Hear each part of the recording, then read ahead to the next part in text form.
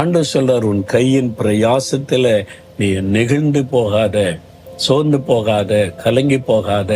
உன் கிரியைகளுக்கு பலன் உண்டு. நீ படுற பிரயாசத்துக்கு பலன் உண்டு. உழைப்புக்கேற்ற பலன் உண்டு. ஆண்டவர் சொல்றான், ஆசீர்வதிப்பேன், ஜெயம் தருவேன் என்று ஆண்டவர் சொல்லுகிறான். அதனால சோர்ந்து போகாம நீ உழைச்சிக்கிட்டே இருங்க, பிரயாசப்பட்டு கொண்டே இருங்க. தொழிலை விட்டுறாதுங்க, வேலையை விட்டுறாதுங்க, ஊழியத்தை விட்டு விடாதுங்க. தொடர்ந்து பிரயாசப்படுங்க, பலனை நீங்கள் காண்பீங்க அப்படின்னு ஆண்டவர் சொல்லுகிறார். பாருங்க, பேதுரு வலை போட்ட உடனே எப்படிங்க அந்த மீனெல்லாம் அகப்பட்டது அப்படின்னா, மீன்களை சிருஷ்டித்தவர் யாரு? இயேசு கிறிஸ்து தானே.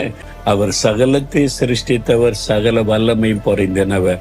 அவர் சொல்லாகும், அவர் கட்டளையிட நிற்கும். அவர் அந்த ஆசீர்வாதம் உனக்கு தான் சொல்லிட்டு அவ்வளவுதான். அவர் கட்டளையிட்டு விட்டால் அவ்வளவுதான். அதனால கைகளை நிகழ விடாருங்க, சொந்த போகாருங்க. கிரியைகளுக்கு பலன் உண்டு.